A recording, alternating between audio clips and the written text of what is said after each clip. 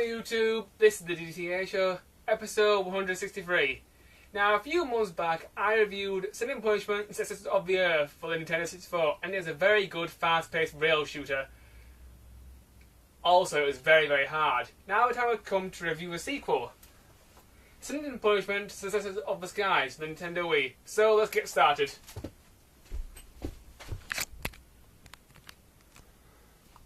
Okay, that's my Nintendo Wii, so let's start this review. Now, Sin and Punishment 2 is a very good rail shooter. The story for this game, it's good, but it's a little bit confusing, because the manual doesn't offer that much backstory, and the cutscenes don't really explain that much, although some of the cutscenes are quite funny.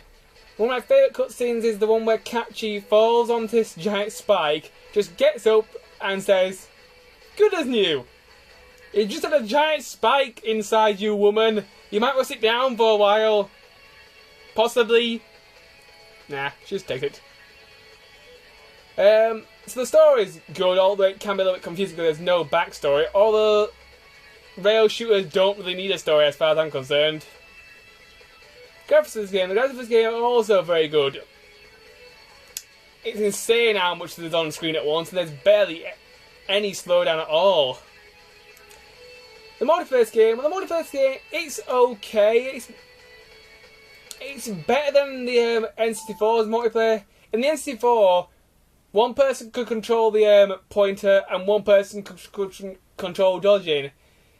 In the Wii game, one person gets to shoot and do charge shot and melee attacks and all that sort of thing. And the second player is basically a point on the screen who gets to help out the other player who has no character. It's a pretty good feature, although I wish the second player could do more. The controls for this game are also really good. There's several control types to choose from. You got Wiimote and Nunchuck, which is the favourite one that I like to use. You've got Classic Control, which is very similar to the N64. You got GameCube, which is pretty good. The Wii Zapper is terrible because the Wii Zapper just doesn't have enough buttons to play the game. Once you pick your control style, you can even change which buttons do what. You can pick what moves your character around. You can have inverted axis, turn on and off. You can turn your pointer on and off. You can pick which shoots, which does your charge shot. You can just pick everything. So you can map out your own button sets, which I think is a really good feature.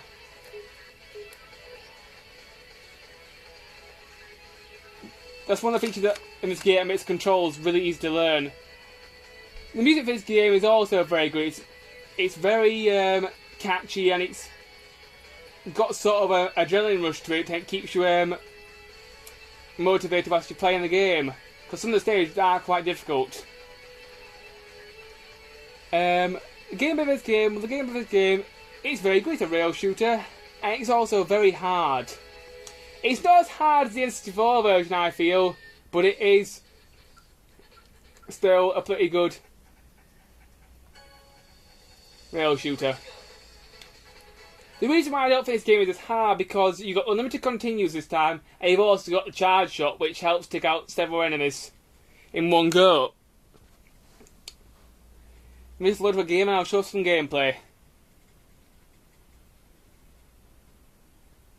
The cutscenes in this game are also pretty good, and some of them are quite funny.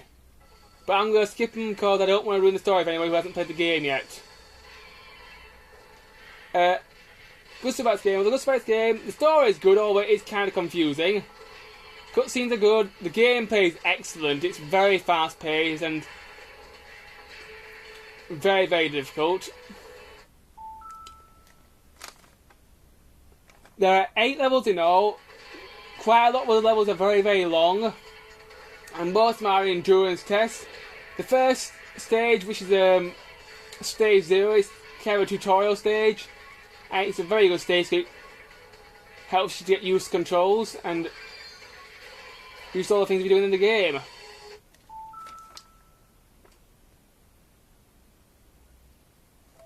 One of my favourite things about the game is the auto lock on, which you press 1 on your remote and it locks onto the enemy.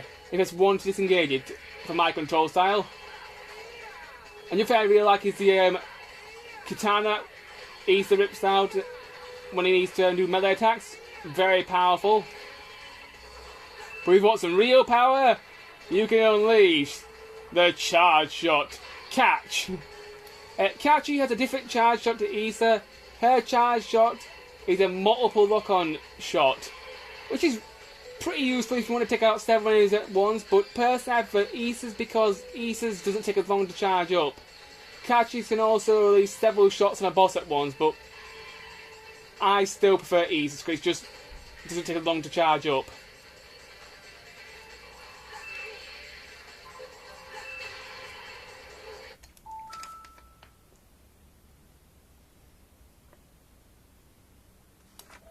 There are quite a lot of bosses in the game. Some of the bosses are hard, some of them are easy. It just depends which boss you're on. The final boss is really difficult because he just refuses to go down and he just refuses to give up.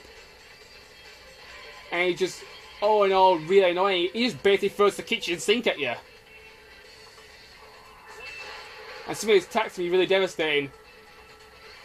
There's a lot of good levels in the game. One of my favourite levels is definitely the final stage itself, because quite epic, and your character is there 100 HP has 1000 HP, so it can take a lot more hits, which is good because the final stage is really difficult.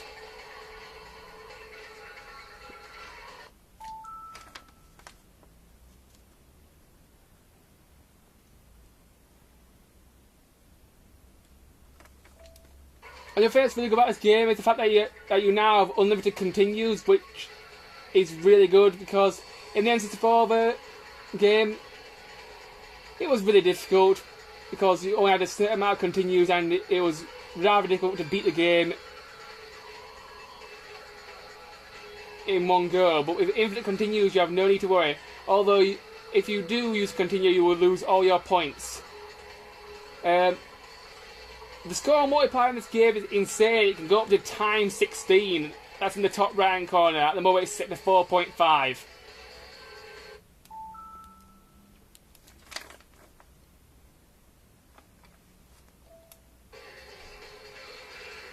And you know, one of my favourite stages is the underwater level with all the fish swimming around. It's a really tranquil sort of stage.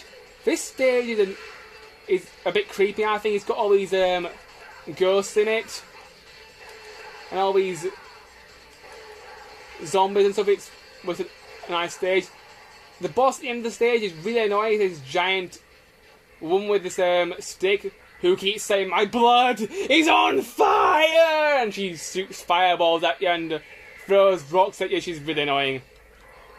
Took me a really long time to beat it. I actually managed to beat this game on normal mode, but it basically took everything I had. So the game's difficulty is still very hard, even with the charge shot and the unlimited continues.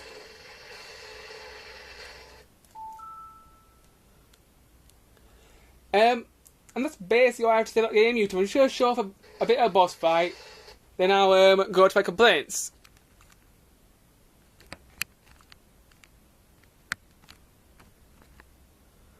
Right, let's have a look at one of the bosses, YouTube. This is quite a difficult boss. You have to shoot the pink ball thing to in order to damage it.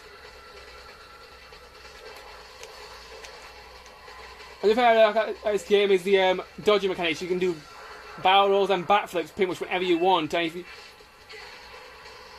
if you want to be good at this game, you need to learn to dodge and learn quickly, because dodging is essential. I can't stress that enough. It's just really, really important.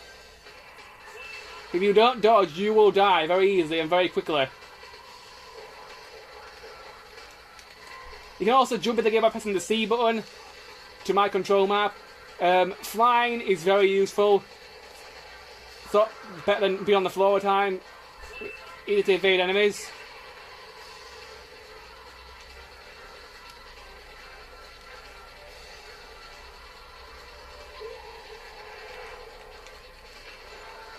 Those little medals and those coins you can collect throughout the stage, they just give you extra points. They aren't really achievements, but if you collect them you can get very high scores. There's also an online leaderboard so you can compare your scores with your friends, although I'm not really much bothered about that sort of thing.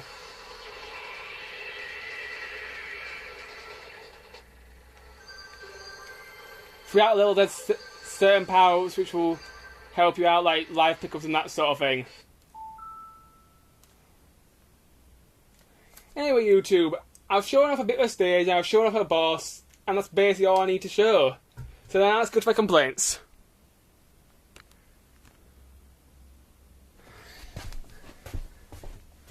Okay, now my complaints about Sin and Punishment, Successors of the Skies. My first complaint is the game is very, very hard. Only pick this game up if you're a hardcore gamer and you like a challenge, because just like the N64 game, it is very, very difficult. My second complaint is, this is kind of a personal gripe, is the online leaderboards. Personally, I don't care about online leaderboards at all, because I don't see the point of high scores these days, because not that many people care about them. If I want to know what my friend's high score is, I'll just give him a phone call and say, how many points did you get on this level? I don't need an online leaderboard. So I didn't really see the point of the online leaderboards. My third complaint is there isn't really that much replay value. I mean, yes, you could beat the game on easy mode, then normal mode, then hard mode if you want. And you can play the difficulties to your heart's content to figure out how to beat the bosses the fastest. I would like to see some sort of achievement system. I know the Wii doesn't have an achievement system on it, but a few months back I reviewed Resident Evil Darkside Chronicles, and Resident Evil Darkside Chronicles had achievements. Example, beating certain stages without losing a life, you got an achievement for that. So it would be nice if Sin and Punishment 2 had sort of a challenge system where you had certain goals to reach, so the game had a little bit more replay value. But other than that, it's a really, really good rail shooter. If you're not so sure if you want it or not, I'd say rent it before you buy it, because it is a very short game. You can beat it in less than 5 hours if you're good. My rating for Sin and Punishment, Success of the Skies is a well-deserved 4 out of 5. It's a very good game, although it's a bit short. My next review, YouTube, will be a great 3D platform for the PlayStation, Spyro the Dragon. But I haven't got time for that today, YouTube. So until then, bye!